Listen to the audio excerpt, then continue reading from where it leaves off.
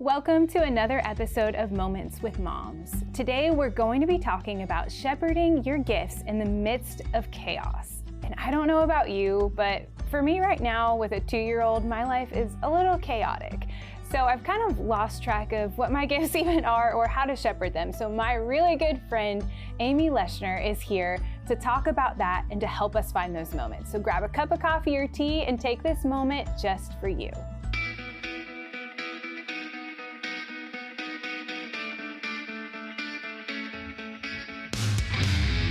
Welcome back. I'm so excited that you guys have chose to join us for another episode of Moments for Moms. I'm hoping that you're loving these shows and that these are just a small moment that you can take for yourself in the midst of whatever your season might look like. Whether it's chaotic, whether your kids are out of the house, you can just have a moment for you. And I really appreciate you joining us for that. So my sweet friend, Amy Lechner, is here again, joining us to talk about this. Hi. Hi. I'm Thanks back. for coming back. Yeah, I wore my hair in a ponytail. I like it. Okay, thanks. So cute. Yes, we need to talk about moments for ourselves. Yeah. We all struggle with this, even with little ones, or like you said, your kids are out of the house. But we need to take just a moment for ourselves, but using our spiritual gifts or shepherding our gifts. Which is different than self-care. Yes. So this is exactly what I was. Totally different. Yeah. The words out of your mouth. Yeah, because we're soul sisters. We are. So.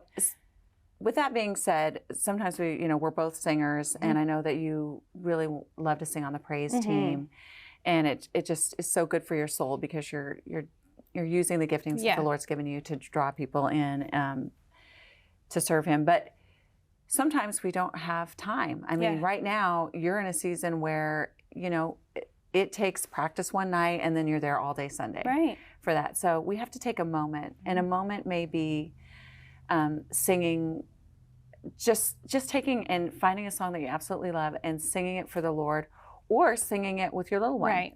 And Him seeing you sing and loving it is, encouraging Him to do something that He loves too. And seeing His mama do that is important.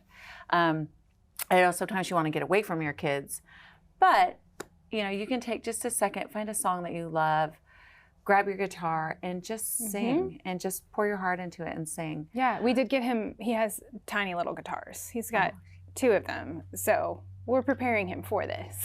Yes, and I'm sure they sound awesome. They're incredible. We mostly sing the dump truck song and the lawnmower song. Well, I hope you're warmed up before you start getting into those, because you really gotta, I'm sure they're entertaining. They're very entertaining. And that's something really fun to do. Maybe you can take a second and sing something and have him listen to it, and then him join in. Right. And you guys can have a party and make it fun and sing. And then other gifts that we have, like, some of them are spiritual giftings like encouragement. And just like that's what I believe one of my spiritual giftings is encouragement. Yes, and I agree. I'll go through my phone and I just know that I just take a second and encourage somebody and just but I just really make it like I go down my phone and I take a second to encourage them on whatever they're doing, and it is a moment for me as well. Yeah, it's just awesome. And then I also have my kids. I talk to them when they were little. I used to, when they go to school, I'd say, hey, I want you to say something nice to somebody today, even if it's just, and then let's talk about it at dinner. And then we had something to talk about. Yeah, so that's great. You can use your spiritual gifting and then encourage your kids to do it too. Yeah. I just feel like we don't take any time for those, even if we don't have the time that we think we should. Right. And then we feel guilty. We're like, yes. And something that I'm dealing with, because like worship is my main, like I'm like, that has always been who I am. So I really found my identity in that a lot. And now that that's kind of been taken away, something that you said before we started filming is like you might discover some other spiritual gifts that you didn't even know that you had. So that's kind of a season that I'm in, is learning to not find because even though that's my spiritual gift, that's not who I am. Well, and too, we always go to what we know we have. You Absolutely, know, I mean, you're like, well, obviously you're a great singer, and people have always praised you for that, and you feel connected to the Lord with it. Right. But finding sometimes when things are taken away from us for a season, beautiful things come to us that we didn't even know that we were capable of. Right. And I know that's for sure. Yeah, if we let them. Yeah. Yeah. And if we don't feel guilty about, nurturing those. I think too, the older you get, you start realizing that you have different ones. And like, I didn't know that, I never really planned to be a mama. Like that wasn't like, all I want to do is be a mom. Right. And then when I became a mom, I was like, wow, I am not patient. I knew that was my gifting. No, right. But I was more creative than I thought I could be. Yeah. Because all of a sudden, you have to be creative. Right. These little minds. And so I always kind of pegged myself as, discipline and all this stuff, but I was creative. And so, yeah, you can definitely, especially with kids, you can learn about yourself too, that you have different spiritual giftings. Right. Go ahead. No, something that I've been doing is we've been trying to get our women's group that we had for years back together, but now we do all have kids. And if we're all together, there could be up to 18 children. Oh, yeah, so none of our homes can hold. Right. We probably could. I think it's a fire hazard too. That's daycare. It's a fire hazard. I don't want 18 children. I can't. Like I could not function. Like I do good with one in my house. But something that I've really been able to pour into and try and cultivate is that community. Like it might look different, but like still like that is something like cultivating community with women. And the show also, like it's not just a TV show. Like my heart for this is to cultivate community, because we did talk about in a previous episode, like especially stepping back from the worship team, like some of those girls were like family to me. And now I don't see them every Sunday. I don't see them all the time and talk to them all the time. So it could be very isolating when you have to lay something down for a season, or if it looks different for a season. And looking different for a season could be reaching out to one of your girlfriends that's on the praise team and hanging out with her and singing together. Yeah. Just taking 30 minutes. Your kids, you two together and your kids are doable. Right. That's a doable situation where you get together and sing, and that's going to, benefit both of you. Right. And the kids like to be together too. So yeah, it may not be the praise team, but you could reach out to one of the girls and not feel isolated, Right. Yeah. Just a little different view on it. Yeah, absolutely. And I think Bobby and I talk about this a lot, because I feel like I just kind of like struggle sometimes thinking like, who am I? What do I do? Am I just a mom? Am I just a wife? Like all I do is work, and then I go home and cook, and then he gets a bath, and then he goes to bed, and then I go to bed, and then we get up and we repeat it. Yeah. I love all of your topics, because they are so real and relatable to, I feel like every mom feels that way at some point, especially early on. Yeah. Your whole life is turned upside down, and it's all about this one, your little peanut, and you have to do, everything changes, and it's so sacrificial, and you love it, but it's still grueling. I mean, you can love something so much, but it still takes a toll on you, and it's okay that it does. Yeah. You have to have community where you talk about it and say, hey, you know what? Let's go to the zoo together. And so it's not so overwhelming. It's not so overwhelming. You love to, maybe some of your giftings is like to plan. Some people just love to plan outings, to go, and you can do that for your friends. Right. And get together and go experience something together. Yeah. And it's not as like, oh my gosh, how am I going to do all this? And I think what you're talking about, and I want to keep going with this in our second segment, but like touching back around on authentic communication and not being isolated. So we're going to pick back up on that in a second. Perfect. We're going to take a break. So stay tuned. Stephanie's going to have a home hack. So I'm sure you're going to love this. She's amazing. And we'll see you back in just a minute. The hack. The saying. Hey friends, it's Stephanie. And because of inflation and the price of groceries right now, today on What the Heck, I wanted to share with you items that maybe you didn't know you could freeze. So the first item is cheese. So if you shred it before you freeze it, because block cheese doesn't turn out the best in the freezer, you want to buy the blocks to save money, and then you shred it. You store it in a freezer bag. You let out the excess air. To avoid clumping, you can add a tablespoon of cornstarch for every pound of cheese. So you just shake it up, shake the bag, and seal it and put it in the freezer. If you don't want to add cornstarch, what you can do is you can freeze it on a cookie sheet.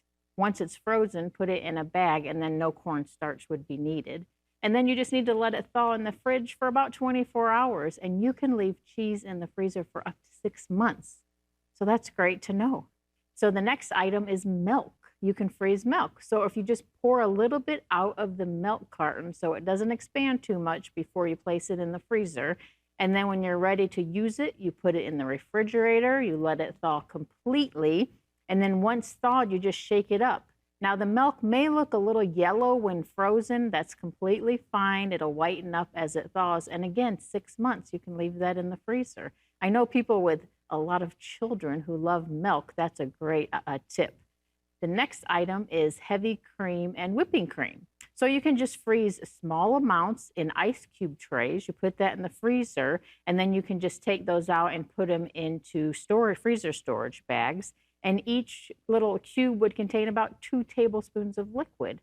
Or to freeze larger amounts, you simply place the original carton in the freezer. If it's a full carton, you want to pour a little bit out to allow for expansion. When frozen and thawed, it won't be as fluffy when whipped. So just remember that. And then the next item is eggs. I love eggs. It's a great protein. So you just crack and whisk the eggs and pour them into an ice cube tray. Now, an easy twist tray is best to use for eggs. Then you can use muffin tins for larger egg portions. Then you just transfer them into a freezer bag. You defrost for about 24 hours in the fridge before use, and they last 9 months to a year in the freezer. And those would be great for baking, for scrambled eggs, whatnot. The next item is butter. You can keep butter in the original packaging, the wrapper and the box, and put it in the freezer for up to a year. And those who bake know that frozen butter is best for like grating and putting in biscuits and pie crusts. And then the last items would be yogurt, sour cream, ricotta cheese, cottage cheese. You simply put the desired amount in a muffin tin and put it in the freezer for a couple hours. And then once frozen, you transfer it into a freezer bag and put it back in the freezer. Super simple. So I just wanted to share these few things. Every dollar counts. Every dollar counts. Just remember that. So some simple ideas for you to freeze some items if you find them on sale. And I can't wait to catch you next time on What the Hack. We want to connect with you. Make sure to visit our website, momentsformoms.tv, for the latest episodes of the show, guest information, resources, and so much more. Visit momentsformoms.tv today. What if Moments for Moms is more than just a show? It is a community of moms encouraging each other on this incredible journey we have been called to. Join our private Facebook group to share your mom moments, questions, small victories, and connect with other moms as we all come together in this ministry called Motherhood. We can't wait to see you there.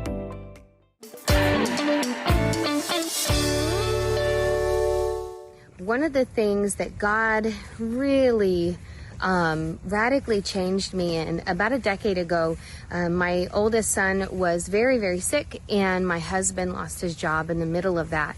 And it was one of the hardest years or couple years of my life. In about a 48-hour period of time, we let go of about 80 to 85% of what was in a 2,700 square foot home and 2-car garage. And that was not an easy task, but in a way, it really was, because God was leading the way, and He was showing us very quickly what mattered like that and what didn't. And so for us, we had to do what we had to do at that point in time. What we didn't know is that that change was going to take us on a journey for the next 10 years that I will never, ever regret or ever back down from. And we have a more minimalistic approach to living. So we don't shop really much at all. And that's totally great, because it really helps with living on less. But it makes room and it makes time for the things that really, really do matter and that matter to God. And that is that when we're with our children, that there is valuable time there, that we're going to be instilling in them principles and life truths. And so I'm really, really grateful to God that through hard things, he taught me how to let go of physical things and to press into more eternal things. And that is what I want to share with you all.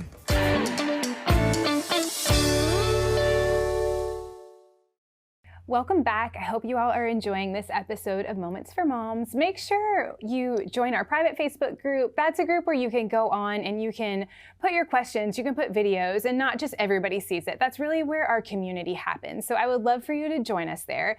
And I'm sure my friend Amy will be hanging out with us there too, right? Absolutely. Okay, good. I am Okay. part of the community. I'm so glad. Speaking of community, So we were important. just talking Yes. about authentic communication and not isolating. And Yes. something that I've recently realized just this past year, because maybe 2 years after having a baby, just the fear and anxiety that comes along with that, for me, that was something I didn't expect. So we were talking about cultivating, like using our spiritual gifts, and one that I was saying was like kind of cultivating that community. That's something that I Yes. didn't know was a spiritual gift, but I feel like that's really like something that I'm doing in this season. So in the midst of that, like allowing God to kind of like shift my seasons and what I'm doing in those seasons, maybe stepping down from the worship team for a season and using this cultivating gift, is I've found that this authentic communication and conversations that I'm having with these women that I love dearly, we just don't have time to hang out all the time because we have you have lots of kids between all of us, is that I'm really not as alone as I felt. So it's like when we let the Lord show us maybe what some other giftings are, like he also opens those doors for other people too. So it's like Absolutely. cultivating that. And sometimes when you start having authentic community, they bring out giftings that you didn't know you had. Right. But I want to talk really quick about authentic community. What we are online is not authentic community. I mean, that's you true. know, everything that you're looking at Absolutely. and that causes stress and we do feel alone. We're like, well, how come they can do all that and stay, you know, like they have all the perfect meals and everybody's happy and nobody does. And I think where you want to be and where we want this group to be is a place of safety with authenticity that makes you not feel alone or guilty or, you know, bad about feeling a certain way as you're parenting, because we all have moments and it's okay to feel frustrated and overwhelmed and you need help, and that's normal. That's absolutely normal. And when we start saying that we should be, you know, we're not meant to be all that. We're meant to give that to the Lord, and He is our source. But community is very important. So yeah, I think community can help us find other spiritual giftings, encourage us, help us know that we're not alone, that you're experiencing the same thing, and I love that. That's how we build each other up, and that's how we get through it. I think that I wanted to backtrack just a second and talk about not feeling guilty. For sure. Not feeling guilty about taking time for yourself, because when we touched on it and we actually talked about resentment and, you know, feeling guilty, we can't do that for ourselves because everybody else needs us, and that is true. But at the end of the day, if you don't take that time for yourself, and I've had it personally, I mean, it builds up and you become so angry, you become somebody that you're not.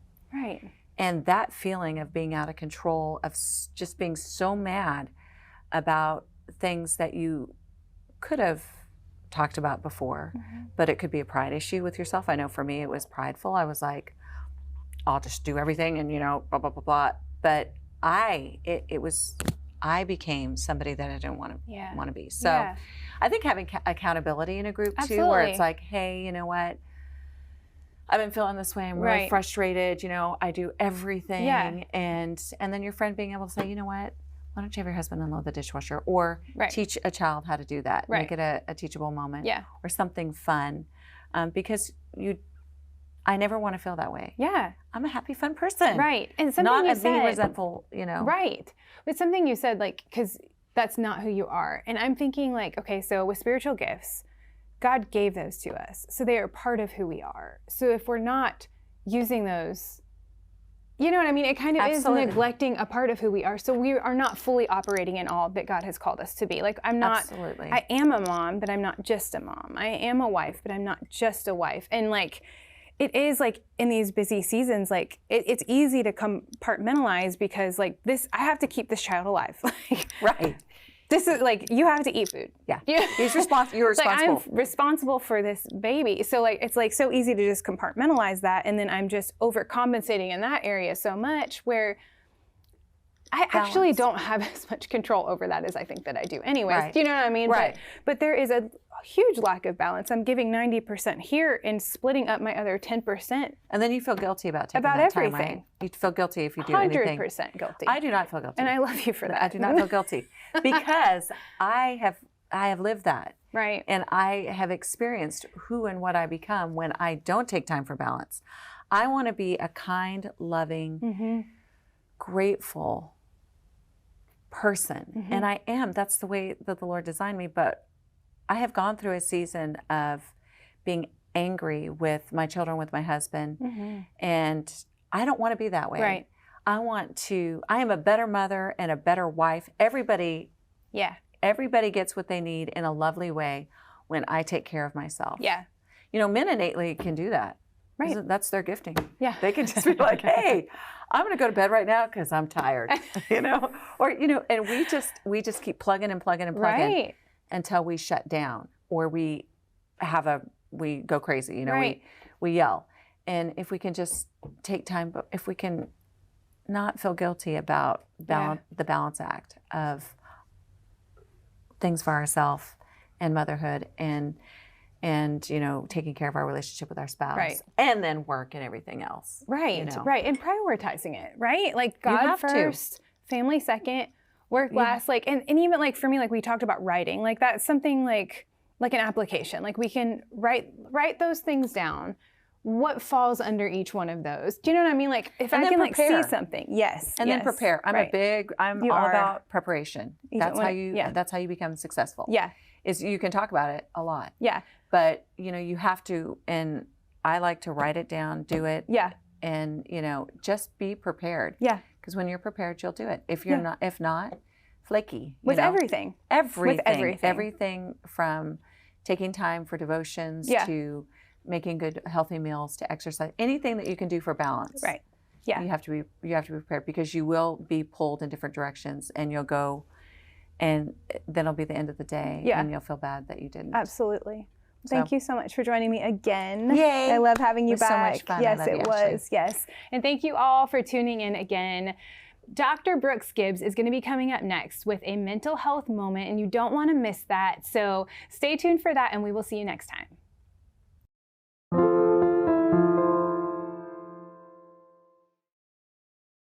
For the Christian Television Network, I'm Dr. Brooks Gibbs, and this is your mental health moment. Today, we're focusing on an emotion that has the power to uplift us and create a positive ripple effect on those around us: joy. In Psalm chapter 16, verse 11, we find a profound revelation. The Bible says, "In your presence is fullness of joy." This verse illuminates a critical aspect of joy. It is not a fleeting happiness dependent on external circumstances, but a deep, abiding joy that we find in God's presence. This joy is a sustaining force, a wellspring of positivity that does not dry up when trials come our way. So amidst, life's ups and downs, challenges and trials, we have to remember to seek and dwell in this profound joy. It's a potent salve for our souls and a reinforcement for our mental and emotional resilience. So spend some time in the presence of God today and let His peace guard your heart in Christ Jesus. For Christian Television Network, I'm Dr. Brooks Gibbs. What If? Moments for Moms is available anywhere you listen to podcasts. Whether you are running errands, driving your kids around, or heading to work, you can have a moment of encouragement just for you. Just search What If? Moments for Moms and listen now. I'm here with my friend and coworker, Elise. She is a mom of triplets, and we're here also with one of her triplets, Amerisa. Amerisa. I knew I wasn't going to get it right. Anyway, Elise, if you could give the moms of multiples a piece of advice, what would it be? What I would say is, as crazy as life gets and as hectic as things are, always take a moment for yourself to pray and just enjoy the moment, because it goes so quickly. And before you know it, they're all grown up. And prayer in the morning is the most important. That's the biggest thing. And they turn out beautiful. Sweet. Thank you. Thanks, Elise. We'll see you next time. Thank you. What If? Moments for Moms is more than just a show. It is a community of moms encouraging each other on this incredible journey we have been called to. Join our private Facebook group to share your mom moments, questions, small victories, and connect with other moms as we all come together in this ministry called Motherhood. We can't wait to see you there.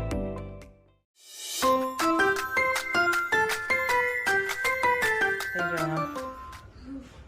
What are you doing? Making lemonade. What are you making lemonade for? Like kindness on the cul-de-sac. What's that about? We give stuff out and then they donate money. Yeah.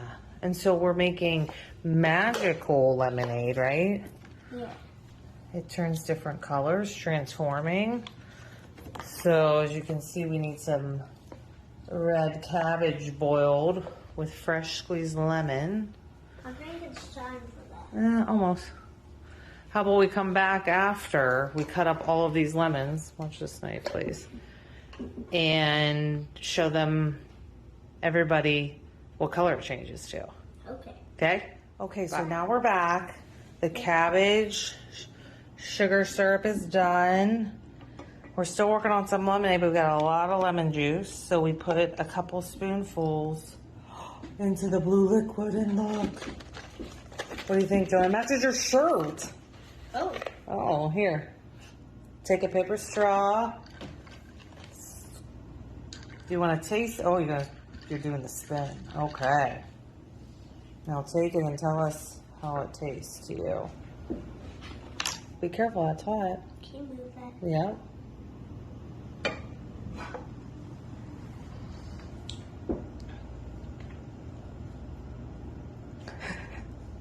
There you are. Good. Good. All right. Let's finish making the rest of these, okay? Love you. Bye.